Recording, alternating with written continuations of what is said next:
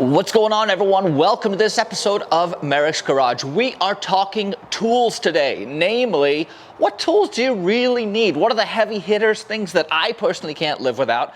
And I'm also going to give you a tour of my new SnapOn 72-inch roll cabinet. We got a lot to cover. Let's go get it.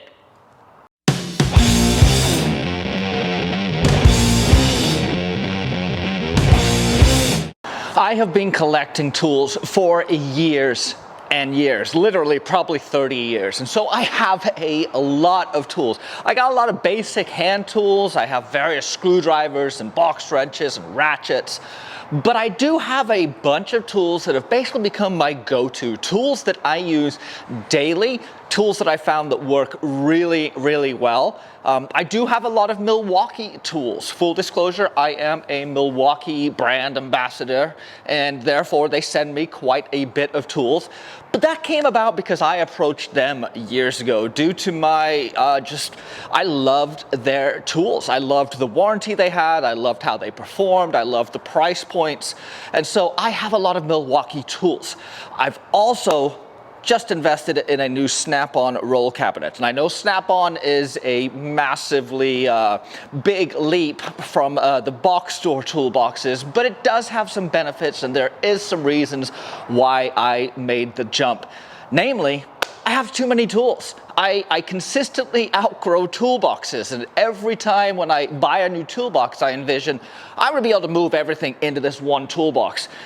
And instead, I end up with a new toolbox full of tools, and an old toolbox partially full of tools, and an older toolbox even more partially full of tools. So by going to the SnapOn, I'm hoping to remedy that and basically make my old Milwaukee and Husky cabinets dedicated to like fabrication or service or welding or things like that, and dedicate the SnapOn ecosystem to all my automotive tooling. So let's jump into it. We're going to go through the cabinet. I'll pull out individual tools that I think you guys will like, things that make a difference in my life. And yeah, I welcome all the feedback. Let me know down below, what are your go-to tools? What can't you live without? What little secret tool have you found that makes a difference? There's a lot of cool stuff out there. This is what works for me. The top drawer. This is the main working drawer that I operate out of 95% of the time, and it is where I keep all of my ratchets. I have my half-inch drives, I've got my 3/8 drives, I've got all my impact sockets, these are all tools for different hubs, Dana 60 to various other hubs to remove all the bearings. I have my flex drives. These swivel drives are really good for getting into tight spots. I've also got all of my Allen keys on a socket also. So you can get in and drive a socket out or an Allen head out with a ratchet, and you're not always stuck using the Allen key. One of my favorite tools is this guy. This is the Milwaukee extended reach wrench. This is their power ratchet. It's a 3/8. It's a friction, no, it's a ball detent, it's not a friction ring, and it is my go-to. I use this pretty much every day, all day. It has enough leverage that I can use it as a ratchet when it does get overpowered, but it also has enough power to drive in most of the bolts that I'm putting in. It's not going to give me final torque values, but this guy definitely gets a lot of use. I've got the smaller versions. I just don't use them as much. The long reach allows me to get into places, and honestly being able to grab this handle and apply force is a cool thing. So if you are looking for a power ratchet, I highly recommend taking a look at this Milwaukee one. What I also like about, in particular, the Milwaukee ratchets is the pin, the ratchet head. And this is the same for their wrenches. It has a beautiful arc swing. I think it's a 4-degree arc swing, which is, what that means is it will reset after only 4 degrees of action to the head. That means you can get into tighter spaces and with smaller actions still tighten that bolt you are working on. Really nice feel in the hand. I graduated from Craftsman. I had a full set of Craftsman for years. In fact, I still do use a Craftsman wrench, but I mean half-inch driver, but it is just not as It's just not as well made. It doesn't feel as nice in the hand, but it gets the job done, so there's nothing wrong with that. I also have a bunch of flex ratchets. These help when you're getting into strange places, and they give you a little bit more access and clearance sometimes. I'm also a pretty big fan of these extensions. These are called wobble extensions, and let me see if I can get you a close-up on this guy.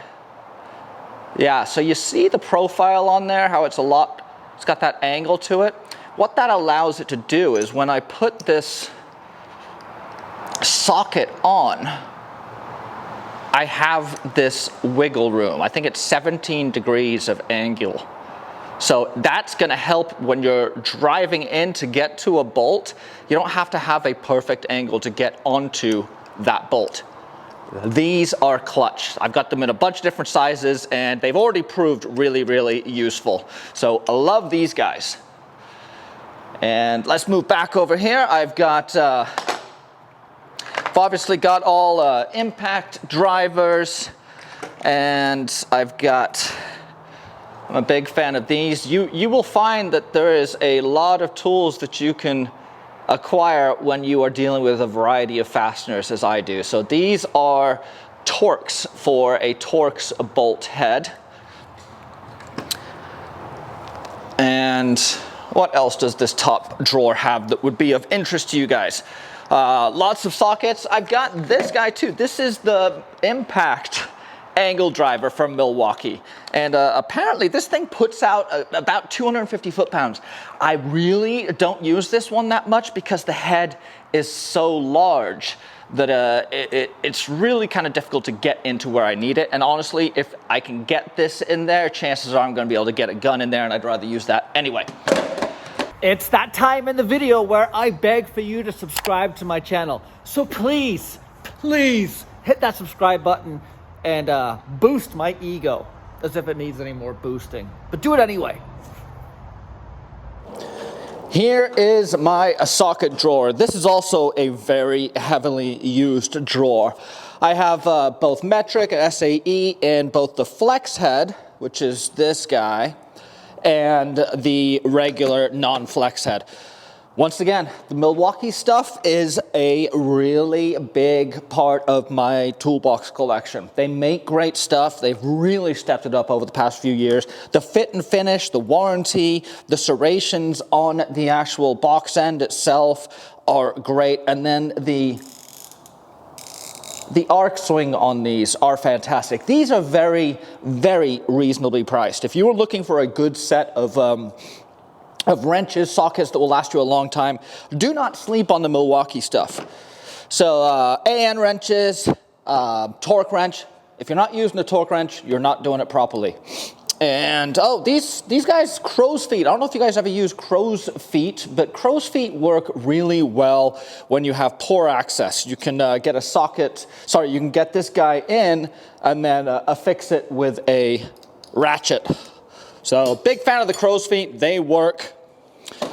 And then moving down, Allen keys. Like I said, I'm still moving in, so I've still got a lot of stuff to get in here, but all my various pliers. I've got some trim and interior tools, pin removers, cable cutters, big channel locks, oil filter wrenches, tiny wrenches. This is my wrench drawer. I'll show you some of the SnapOn and Nipex wrenches, pliers I have over here. They are really, really great. First drawer down, this is my screwdriver drawer. And I am, as you can see, I've got a bunch of different stuff. I've got some Craftsman stuff. I've got an old screwdriver flathead I've had forever. I've got some of the Milwaukee stuff. I've got some Craftsman stuff. I just have what works here. And in addition, where are they? I've got my Torx. So make sure you've got a good set of Torx. They will come in very handy on those fasteners that you cannot work with unless you have that wrench. I also use a lot of these bits that go in one of my Milwaukee tools. These are fantastic. They're all of them have this this little, what they call a torque bar or something like that, that basically you're gonna break this before you're gonna strip out the head. So it's kind of a nice fail-safe. And yeah, it also makes that one particular handpiece a lot more useful. Moving down, this is my drawer of hammering things. And one more down, I've got a bunch of just my extruded boxes. Like there's a brake line tool, there's power steering pump pulleys, dial indicator, hose crimpers, things like that. And then let's, this is called the the SnapOn speed draw. So you're gonna be able to define and, let's pull back. There you go. You're going to be able to set this up as you see fit. This is kind of like your junk drawers where everything goes. So I put my keys in here, my AirPods. I've got, you know, JB Weld and sealant and graphite powder, earplugs, Loctite pens. This is still getting fitted out, but this is like my go-to. I know that I'm going to need razor blades all the time. I know I'm going to need pens. Drawer comes out, boom, it's all there. One more down, this is gonna be my electrical drawer. So in here, I've got a heat gun, I've got all my heat shrink tubing, I've got that Tessa tape that I love so much. I got multiple rolls of that. Several chargers for batteries. I've got a C-Tech charger. This guy is fantastic. This thing has resurrected many batteries for me. It's got a cycle for normal flooded batteries. It's also got a cycle for AGM, which I use quite a bit. I've got a couple of these guys. In addition, this was just sent to me. It's another charger that I've been playing with. It's a Chinese version of the C-Tech, basically, and it's worked well. It charged and resurrected a battery for me also. So before you get rid of a battery, do yourself a favor.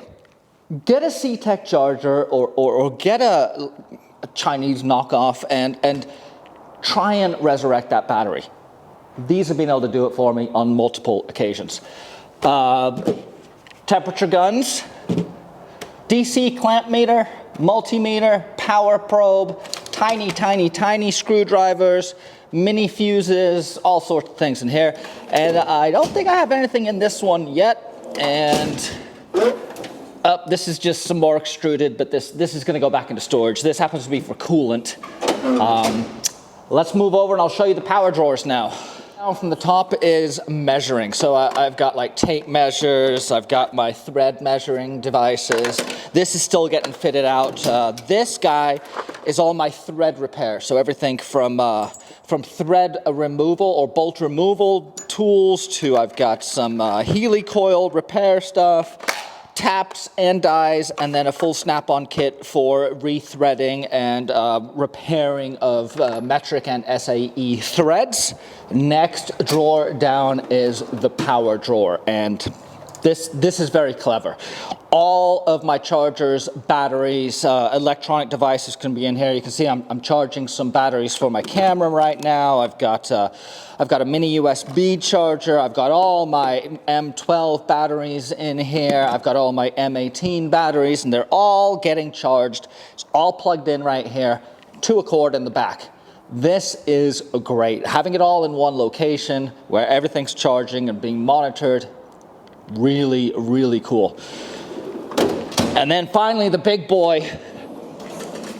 This is where I keep my impacts. So I've got my big daddy. This is a 3/4 inch impact. If I really have a bolt that says screw you, I'm gonna hit it with this guy, and that bolt's gonna wish it had never been born. This thing puts out like 2,000 foot-pounds of torque or something like that. Great tool for those problematic nuts and bolts. Moving over, I've got my impact for wheels. This has a nice extended anvil, which is really nice in getting in some of the deeper places on some of the high dish wheels that I have. It's got a bunch of different torque settings, so you can set it for truck wheels all the way down to just passenger vehicles. That also is a half inch friction ring. And one of my many impacts. I've got impacts all over. I got a couple at home. I keep some in the truck. These are awesome. This is the tool that I've used probably the most from Milwaukee. Well, no, I guess I'll take that back. The drill, the angle grinder, and this impact were my go-to forever. What I like about this one, look at this. Turn it on. You get light so you can actually see what you're going into. Very, very cool.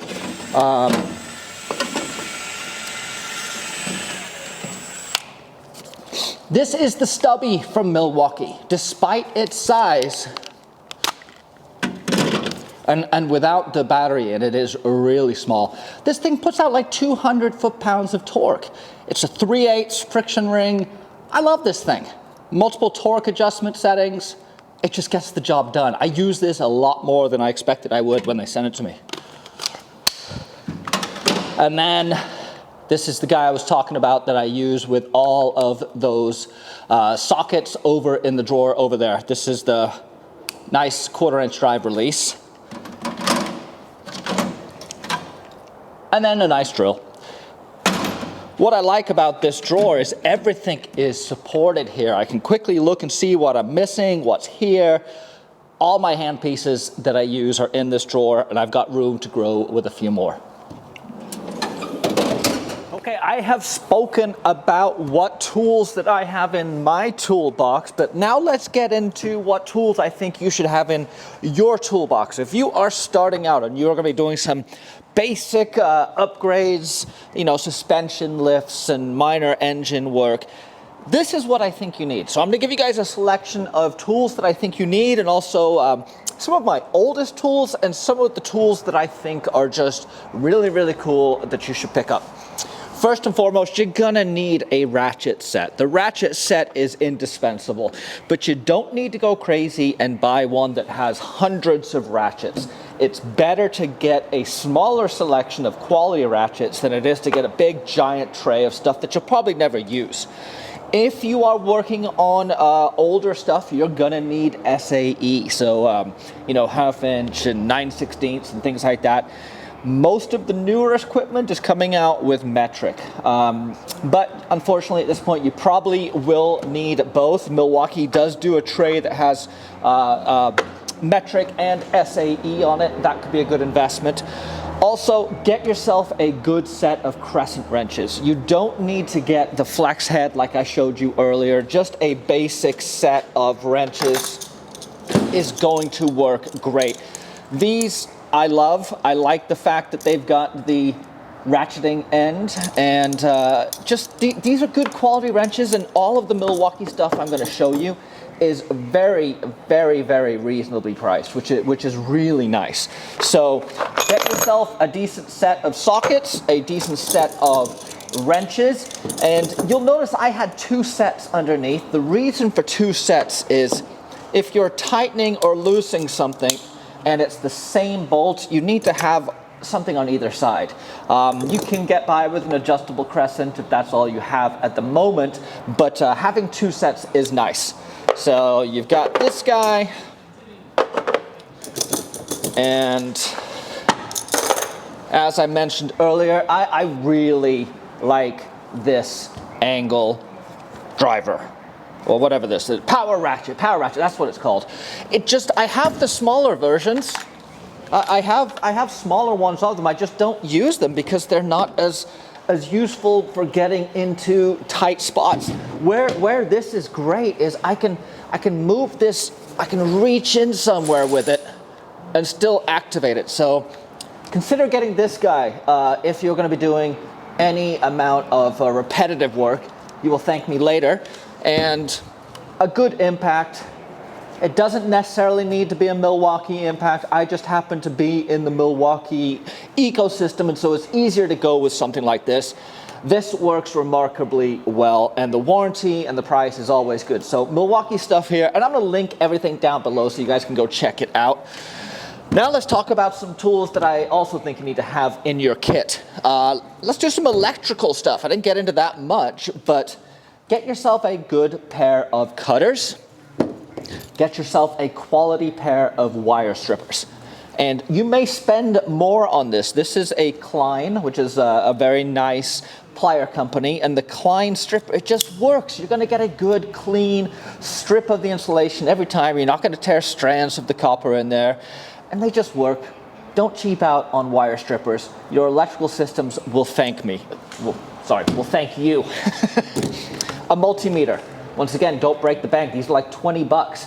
But this allows you to test a ton of stuff. The main things I use this for are gonna be testing voltages, so I can see if I've got 12 volts at various points. I can test batteries with it. I can test continuity. I can test resistance. I've got a handful of these. They live in the truck, they live in my shop, and they get used all the time. So multimeter.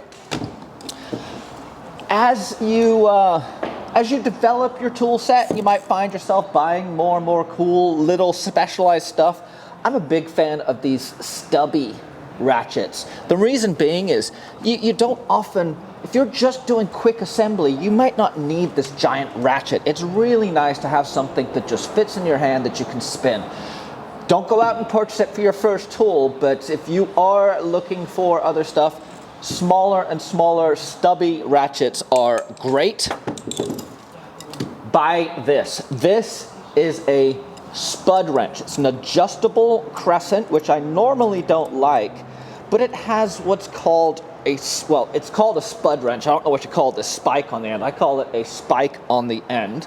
What this does is it allows you to line up bolt holes. So if you are trying to, let's say you're trying to run a bolt all the way through a shackle, through the bushing in the leaf spring into the shackle on the other side. If you're trying to push that bolt through and it's off by just, a 1/16 of an inch, you're not going to get it in.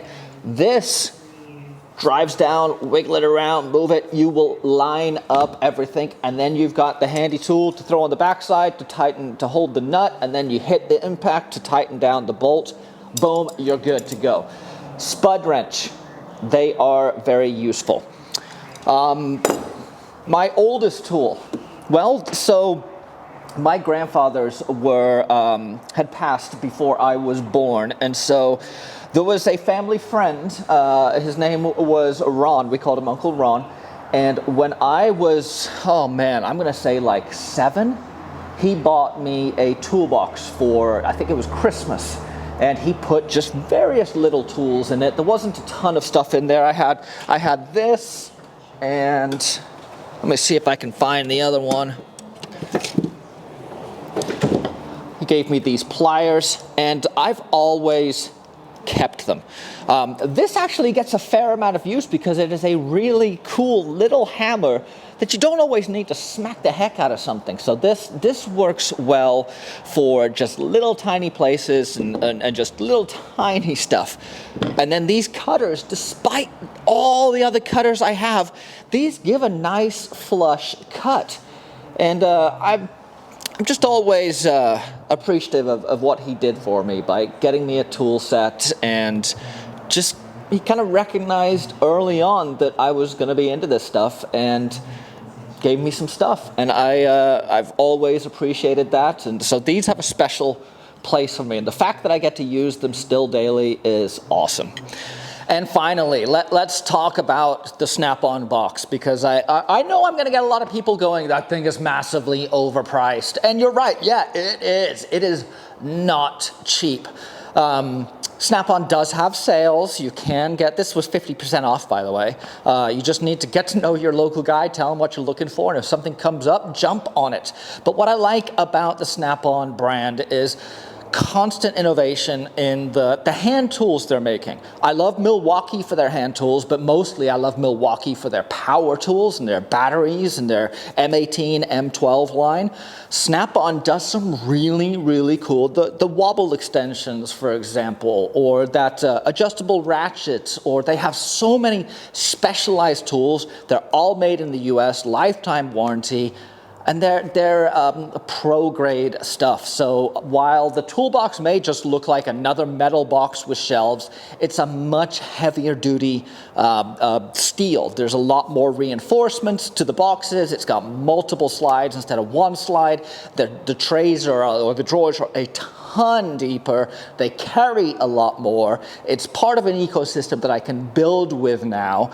And quite honestly, I have spent a lot of money on toolboxes over the years. And what always happens is I'm able to move out of one toolbox into another one, probably 75%. So I'm still stuck between two toolboxes.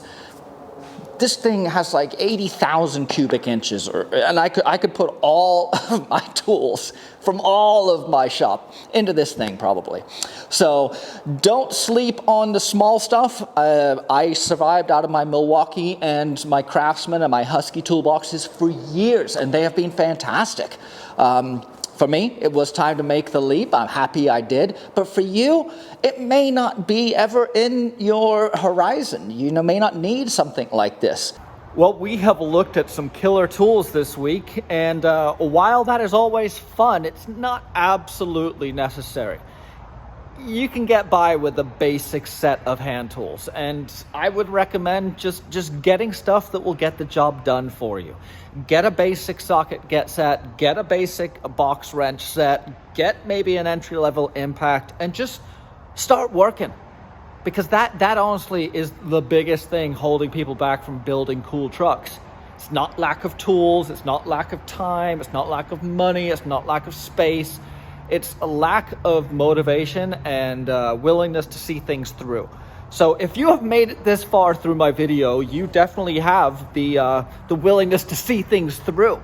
So get the tools you have, buy ones that you need as you need them, and don't worry about all the fancy names. I know I showed you cool stuff with fancy names. It's not important. What's more important is just getting out there and getting after it. I'm going to put a video up here that links to my review of my Milwaukee toolbox when I first received that. Might be a nice little counter to the SnapOn over there. And I hope you guys enjoyed this video. A lot of people are asking for it. I'm glad to be able to provide it for you. Make sure to subscribe, and we'll see you back here next week. Merricks Garage.